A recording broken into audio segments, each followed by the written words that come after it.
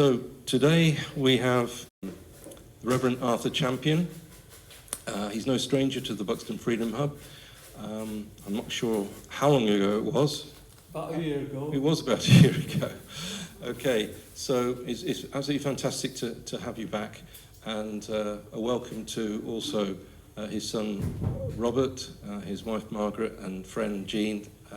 They've come from Ashbourne, and Rob is from Birmingham. But great to have you here tonight as well, so thank you. And so as normal, we'll kick off for about 45 minutes to an hour, and then we'll have a break, a raffle. If you haven't bought your raffle tickets, please do so. And then we'll resume for the final session. And I hope that everybody's received one of these outlines so you can follow the talk as we go along. If you haven't got one, I'll come round. There's some spare here at the front. Okay, I'll hand over to Arthur. Thank you very much.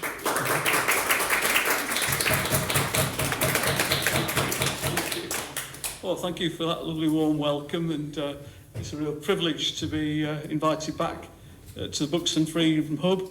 You've been a beacon of hope in a crazy world for several years now, and I do enjoy producing slides and talking to them, but to be perfectly honest, there are better people than me who could be addressing you tonight on this complicated theological subject of biblical hope during the world's last days.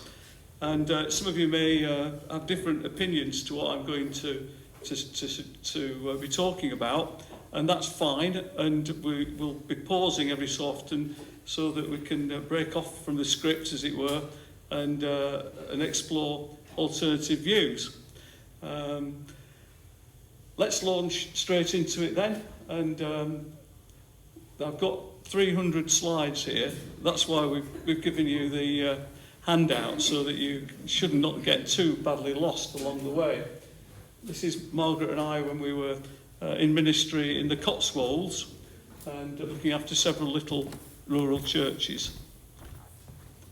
We moved to Derbyshire 3.5 years ago to be closer to our family in Matlock, and I was able to have a few months away from parish ministry. On Sunday mornings I joined the stand in the park at Ashbourne and another one at Belper, and they were a great help in trying to understand what's really going on during that troublesome time. And guess what? It's the 5th anniversary since Boris gave his doom-laden speech, which treated the coronavirus as though it was the Black Death. And he's still a free man, as far as I know. I came here, as Tim said, about a year ago and gave a little talk on churches in the COVID era. And because I was wired up like Rob's done tonight, we were able to turn that into a YouTube video, which has had about 300 hits so far. And those of you who are connoisseurs of these things may remember I also spoke about an expedition to Ecuador, where Neil Armstrong came over to check out a cave that was supposed to have been inhabited by ancient aliens. Moving on, well, we've gone into a different era now, haven't we? A kind of soft totalitarianism, which George Orwell warned us about, or was he pre-programming us? Who knows? But we're in this difficult period at the moment, and it could be worse, of course. And here are some images that may come to mind as you're dropping off to sleep at night. I hope none of you are having nightmares about these things, because what I'm attempting to do this evening is to blend Bible-based insights into the real-world events that are going on around us. And I know to refer to the Bible at all is quite controversial for some people, and I'm going to try and explain how I've been taught to read the Bible in a way that I think is probably more sensible than some of the options available. So where do we get our information from? This is a little spoof. I started believing things I knew weren't true. I thought at first it was Alzheimer's. Then I realised he was watching a certain TV channel.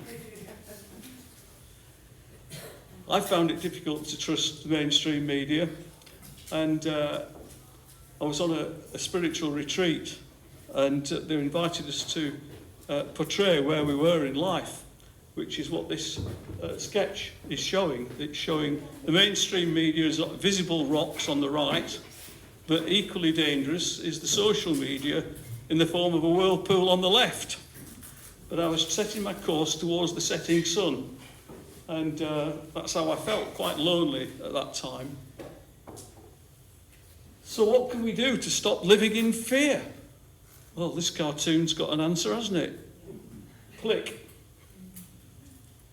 And then that fear was all pervasive at the time of the COVID era. I'd like to report some people who are not living in fear. It certainly felt that that's where we were heading. And in a way, it was a mercy when Boris Johnson suddenly declared it was all over, breathed a sigh of relief, and then 3 days later, we'd got the Ukrainian war to cope with without any time to reflect on that period. Anyway, I personally find the Bible very helpful, and so do some 2 billion other people who claim to be Christians on planet Earth. And as I'm going to explain, it's not just a book, it's 66 books, and there's a whole collection of different styles of writing. But I believe that the Bible is not just the truth, it is a supernatural book. It was written under inspiration from God. And I know you're a truth movement here, aren't you, in Buxton? So hopefully some of what I'm saying is going to resonate with you.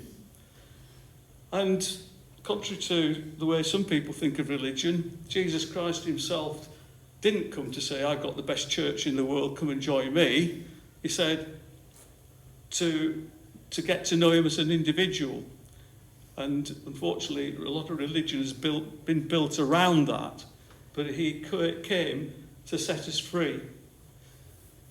And I hope that message comes out in what I'm going to be sharing with you tonight. Well, you've all got the agenda, I think. And I'm going to start off with the introductions now. And hopefully it'll make some sense.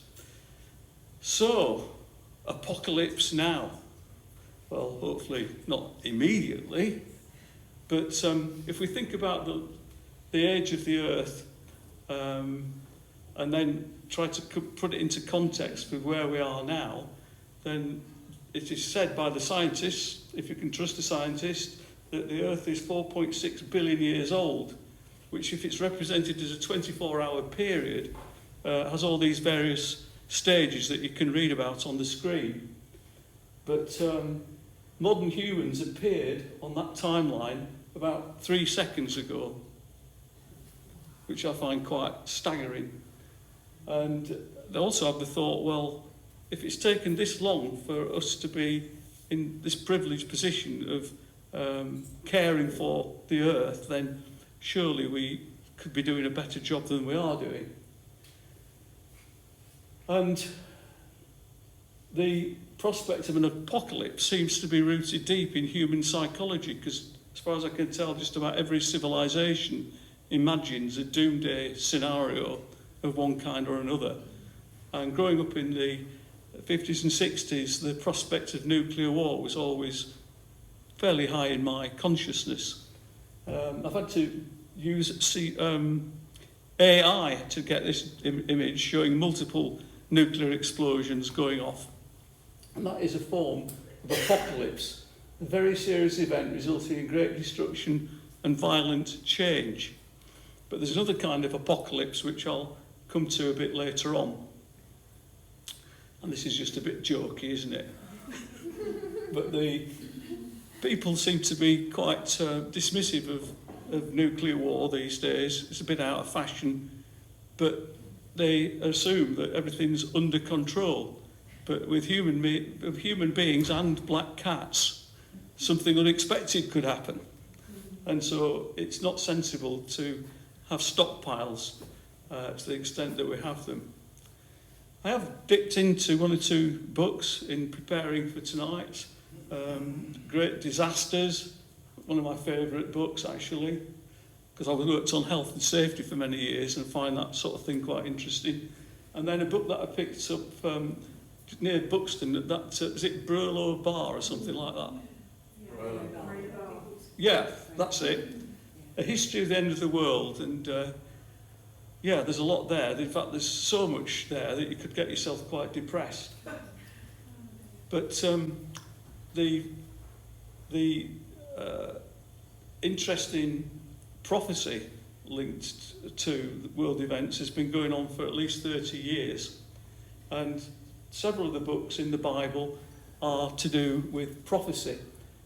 Some in the Old Testament, and then a few in the New Testament, and we'll be dipping into some of those as we go through this evening. But first of all, I thought we should go to that great authoritative organisation that we all have come to know and love, the World Economic Forum. Oh dear. Well, I used to work for an insurance company for some 30 years, and every year they contribute to the WEF an assessment of the top risks as they see them in the world.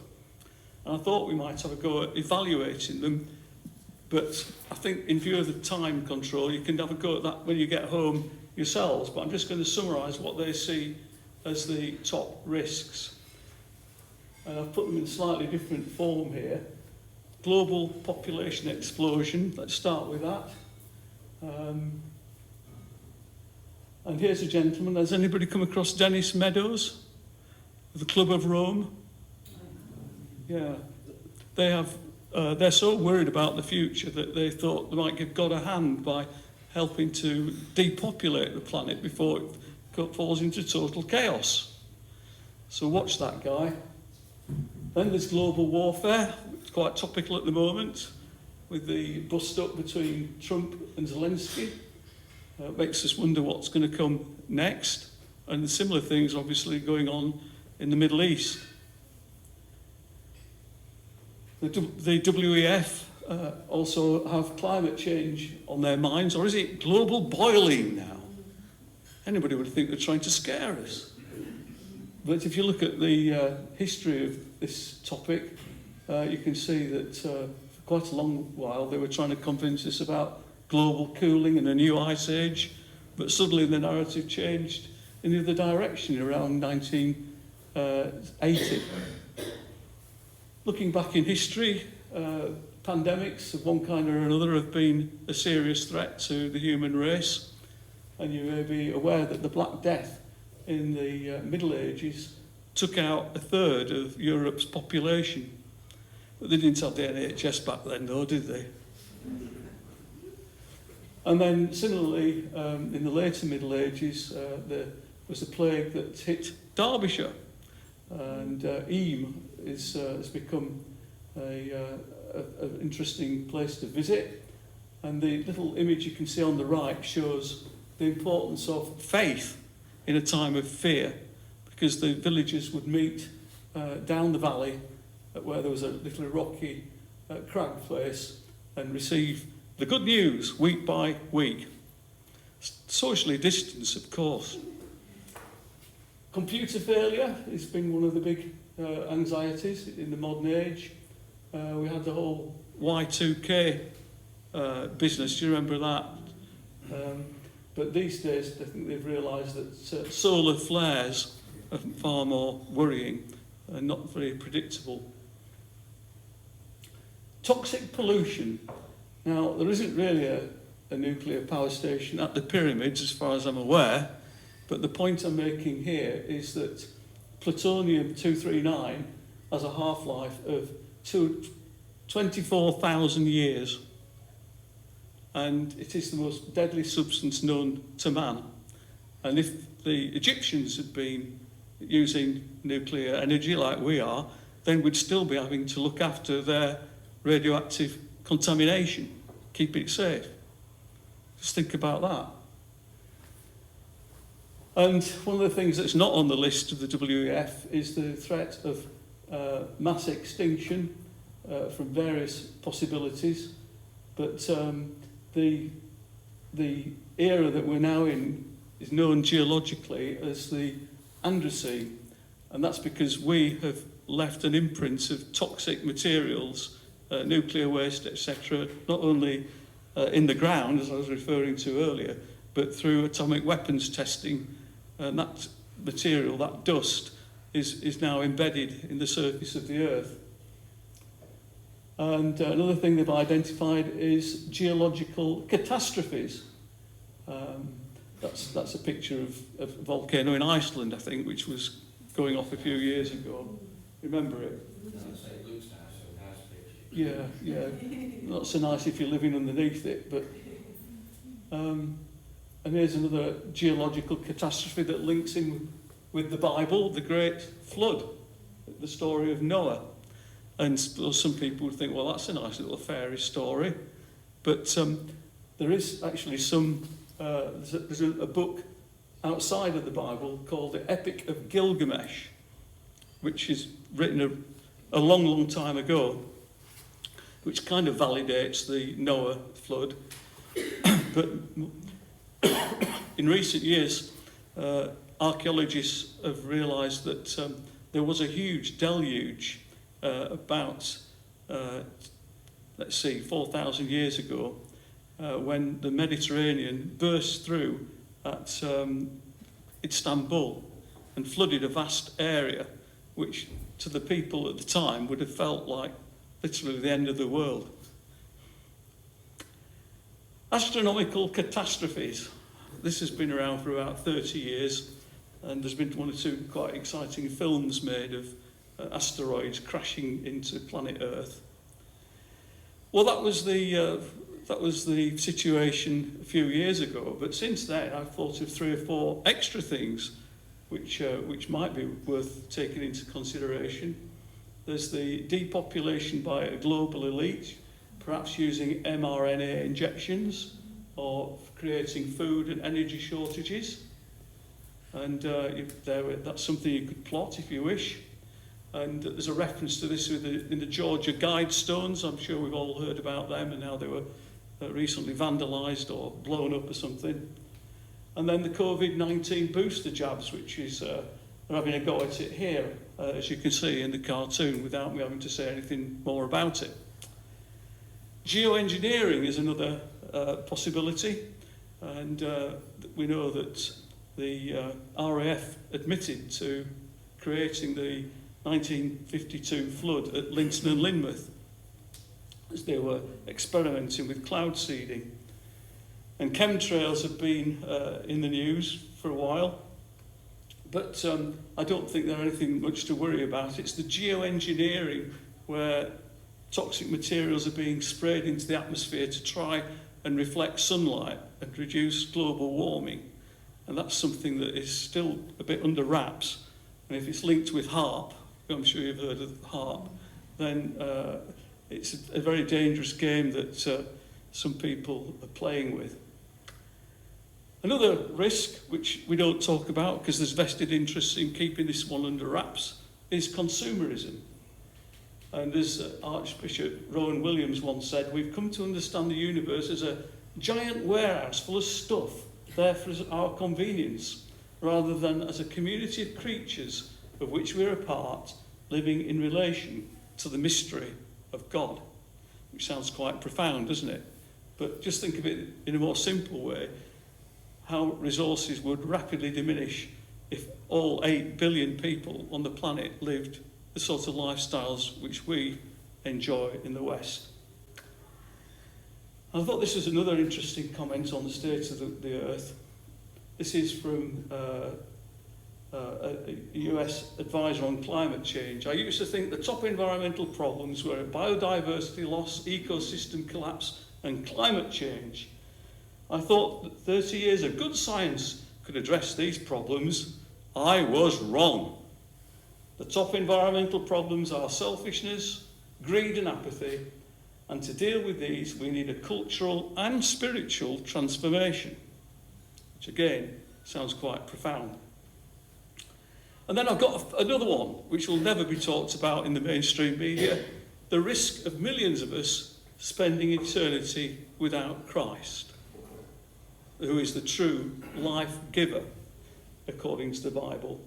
And I looked online to find an image contrasting the two destinies that are spoken of in the Bible, heaven on one side, hell on the other, but I couldn't find anything on the internet, so I asked ChatGPT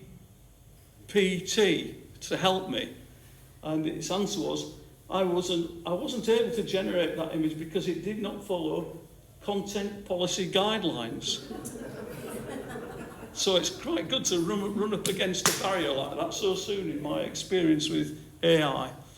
But that's the nearest it could come up with. And if, as an example, we were to start in 2s and 3s, ranking these different possibilities, these risks on that matrix that I've showed you, then I started off with an asteroid impact as being a major event, but not very likely in our lifetimes.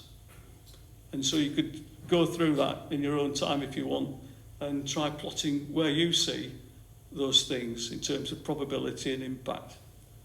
I was going to make it something to do this evening, but maybe during the break, it might be something interesting to do. We could have a chat about it in the second half of the evening.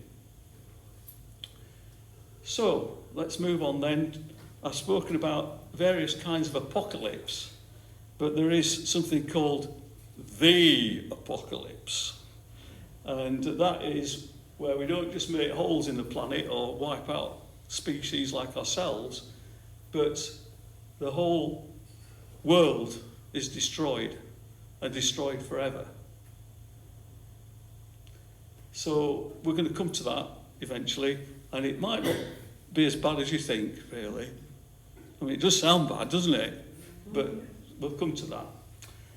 The interesting thing is that the scientists, again, tell us that the Earth's already gone through 5 different extinctions where all life on the planet has virtually disappeared through various reasons. Some of it's to do with volcanic eruptions, others are to do with asteroid impacts, and that would have been a very interesting half hour, but it didn't seem to be focusing enough on what we're supposed to be doing this evening. And similarly, there's the book called Sacred Land has plotted various cultural catastrophes that have happened from Stonehenge being abandoned and people starting to, because they lost faith in that particular form of religion, and they then moved on to a different kind of practices. So if you've not read Sacred Land, you can pick it up for next to nothing. It's a fascinating read. So that's the bit about apocalypse now, and I would just like to say a few words about what is meant by this term that's bandied around a lot, the last days or the end times. I mean, you might have your own views on it, but this is the official verdict as far as I know. It's the period from when Jesus Christ ascended into heaven in AD 30, that AD is year of our Lord, until he returns at the last judgment, whenever that is. So it's not just the bit we're living in now and the future. The last days, from a biblical perspective, are the 2025 years that we've already lived through. You get me? Right. So that gives me a bit more scope to talk about the context in which we're living, because it's sometimes said that you need to understand the history in order to make sense of where you are today and what might be coming next. So a bit of a digression really into how people like us or our ancestors have dealt with issues like this. And I'm imagining that once human life got going on planet Earth, our ancestors would have been living in caves or something like that, and then they would come out at night, look up at the sky, and what would you think they'd be thinking? Probably similar to us. oh my gosh, this is a bit awe-inspiring, isn't it? Maybe I'm really insignificant, even though I've got 5 wives and a herd of cattle or whatever. You know, when you look at the vastness of space, it does get you thinking about the mystery of life, doesn't it? Well, interestingly, Archbishop James Ussher, who was around the time of Henry VIII, had a go at trying to work out from the Bible the age of the planet. And interestingly, he came up with the 22nd of October, 4004 BC, which is virtually my brother's birthday. I don't think he's been, his analysis really stood up to modern scrutiny, but I'm just throwing that one in for a matter of interest. And then the next period that came to mind would be, you know, around the time of Jesus Christ. After all, our whole dating system is pivotal on the birth of Christ. We talk about BC and AD. So this is an extremely significant event that's still recognised around the world. And the third era would have been the period, the last 2,000 years or so, when the church has been in a kind of mission and evangelism mode with people like St. Patrick, because it's his day, isn't it? Or is it just the other day? Yes, it's today. Yeah, setting out in a little boat and taking the gospel to the various islands around Britain. And that's just one example of many missionary activities. And then we come to our modern era, really, and the period in which global control comes into influence, and governments extend their reach, probably into areas that are none of their business. So if you represent that in a sequence, that's what you come up with. So what's the objectives of this talk? Well, there's only really one objective. I'm trying to introduce you, if you don't already know, to the Bible-based hope that we Christians enjoy. And I want to do this in a way that's engaging and, as I said earlier, open to different views. So I'm going to stop in a minute, then you can have a go at me. So how am I proposing to do it? Well, yeah, I could say more about looking up at the heavens and that sort of thing, as I've already discussed. I think it's quite interesting that the stars were an inspiration to the wise men from the East who came to find their way to Christ at the time of his birth. And people have always looked up into the stars. And if you've got one of these apps, I think it's called Skyview Light. Has anybody come across that? You can simply hold it up like that, and wherever you point it, it tells you the name of the stars and the constellations. And I was thinking, well, this is what it looks like to me at the moment. This isn't the sky, of course. This is my thoughts, which are a bit of a jumble. You know, you can draw from the Bible, you can draw from science, you can go from your own experience. But what if you try and connect the dots like that Sky app thing does? What do you get? Well, from my point of view, looking at the Bible, I draw a certain conclusion that we're going to come to in a minute. And most of the action happens here in the eastern end of the Mediterranean over a relatively small area.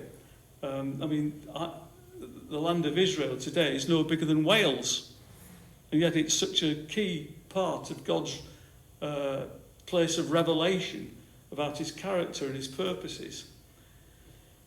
And there are various books within the Bible that describe God's method of creation and his attempt to rescue humanity so that we can become partners in overseeing the world. There are books that are to do with history, and if you're reading a history book, you need to understand a bit of the context that surrounds it. There are books about the law, and interestingly, Genesis falls within one of the books of the law. So that was obviously picking up the Ten Commandments. And did anybody ever see that film? you'd have to be quite old to admit to seeing that film, so best keep your hands down, I think. But it's a very good one. You can still get that one if you go on Amazon. Some of the 66 books are letters, mostly in the New Testament, and a lot of them written by St. Paul. Books of prophecy, and there's a whole lot of that in the Old Testament, the top shelves in the bookcase, as you can see here. And when you put it all together, this is how I vaguely pick up what's going on. You won't agree with this, all of you, but God has created a living universe which is not just physical, but also has an ordered morality to it. I suppose the Eastern religions would talk about yin and yang and all that sort of stuff, and karma. But it's the idea that if you follow the guidelines or instructions or commandments that are given from God, then you end up with a happier life, not just for yourself, but for others as well. And if you choose to go against it, because we have that gift of free will, we're not just robots, we have the freedom to make wrong choices if we want, but if we do, there'll be consequences. So I've expressed that a little bit more boldly in that slide. So I'm just going to stop in a minute, but I just want to explain what an ordeal this has been to try and pull together a few slides on the end times.